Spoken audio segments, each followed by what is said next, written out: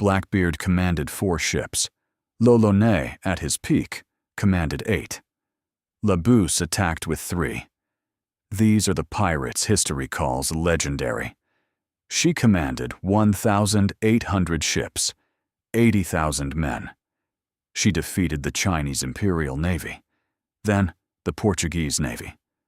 Then the British East India Company sent their best, and she defeated them too. Every military power in Asia tried to destroy her. None of them could. Her name was Cheng I Sao, and she is, by any objective measure, the most powerful pirate in the history of the world. You've probably never heard of her. That changes today.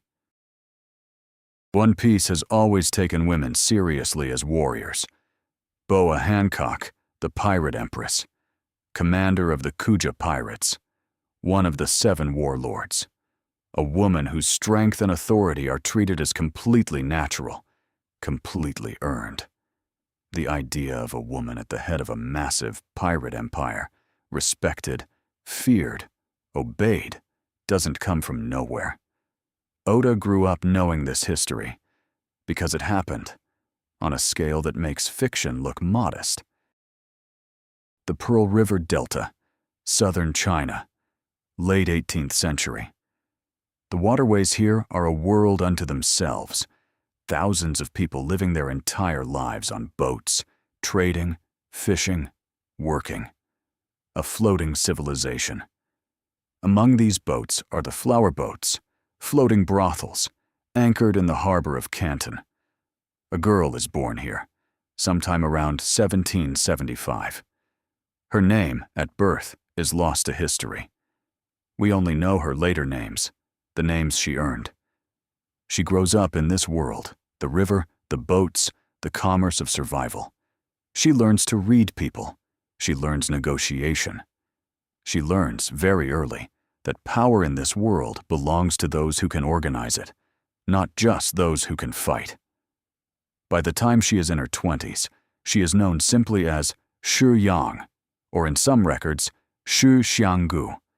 And then, in 1801, everything changes. A man walks into her life. His name is Zhong Yi. He is one of the most feared pirates on the South China Sea, commander of a significant fleet, part of a powerful pirate confederation. He wants to marry her. She says yes, but she negotiates the terms first. This is the detail that separates Cheng I Sao from every other figure in pirate history. She didn't stumble into power. She didn't inherit it accidentally. She didn't seduce her way into it. She negotiated it. Before the wedding, she secured a formal agreement from Zhong Yi. She would be his equal partner, co-commander of the fleet, joint authority over all decisions. In 1801 China, this was not a normal marriage contract. She got it anyway. Together, they went to work. Zhong Yi was already powerful, but with Cheng I Sao as a genuine strategic partner, the operation transformed. They began systematically uniting the competing pirate factions of the South China Sea under a single confederation, the Red Flag Fleet. Through negotiation, intimidation, alliance, and when necessary, force, they absorbed fleet after fleet. By 1807, the Red Flag Fleet numbered over 1,800 vessels and somewhere between 50,000 and 80,000 sailors. To put that in context, the British Royal Navy in 1807 had approximately 1,000 ships total and was considered the most powerful naval force on Earth. Cheng I Sao and her husband had built something larger. And then, in November 1807, Zhong Yi died in a typhoon. This is the moment where most stories would end. The powerful husband dies, the fleet fragments, the empire collapses, history moves on. Not this time. Cheng I Sao had spent 6 years building this confederation alongside her husband. She knew every captain, every alliance, every grudge, and every loyalty. Within weeks of Zhong Yi's death, she had consolidated her position as sole commander.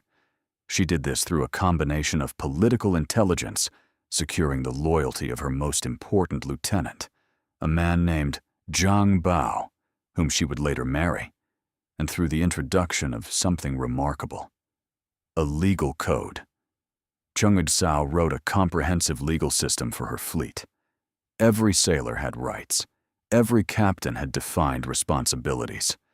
Plunder was distributed according to fixed percentages, a share to the sailor, a larger share to the fleet's collective fund, a portion for operational costs. Desertion was punishable by death. Theft from civilians in ports the fleet controlled was punishable by death, because Cheng I Sao understood that a pirate empire needs a tax base, and a tax base requires a functioning relationship with the people you're taxing. Violence against women captives was punishable by death. She had built not just a fleet, but an institution, a state, on the water. The Chinese Imperial government tried first. They sent a naval force to crush the Red Flag fleet. Cheng I Sao captured 63 Imperial ships and incorporated them into her fleet. She then launched raids deep into the Pearl River Delta, hitting towns, collecting tribute, controlling the entire trade route between Canton and the sea. The Emperor tried again. Same result. The Portuguese tried next. They had naval bases nearby and significant firepower. Cheng I Sao destroyed their fleet so thoroughly that Portugal effectively withdrew from the conflict entirely. The British East India Company, the most powerful commercial military force in Asia at the time, sent ships. Cheng I Sao didn't just defeat them. She captured their ships, stripped them of ammunition, supplies, and cannons, and used those resources to strengthen her own fleet. By 1809, no single power in Asia could challenge her at sea. Her fleet controlled the South China Sea so completely that merchant ships paid her a toll to pass through. Villages along the coast paid regular tribute. She issued her own currency of safe passage. She had, functionally, become a sovereign power, not a criminal, not a rebel, a state. No one had ever done this before. No one has done it since. By 1810, the Chinese government had accepted the obvious. They could not defeat her militarily. So they did something extraordinary. They negotiated. Cheng I Sao walked into those negotiations alone, without weapons, and emerged with a deal that is almost without precedent in the history of piracy. Her sailors kept their plunder. Her captains kept their ranks. Many were absorbed directly into the Imperial Navy. She kept a significant portion of her fleet. She faced no criminal charges, no imprisonment, no execution, no exile.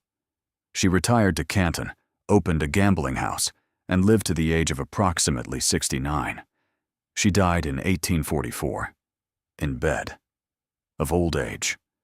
The most successful pirate in history, the only one who built a genuine naval empire and defeated every military power that challenged her, died peacefully, wealthy, and free.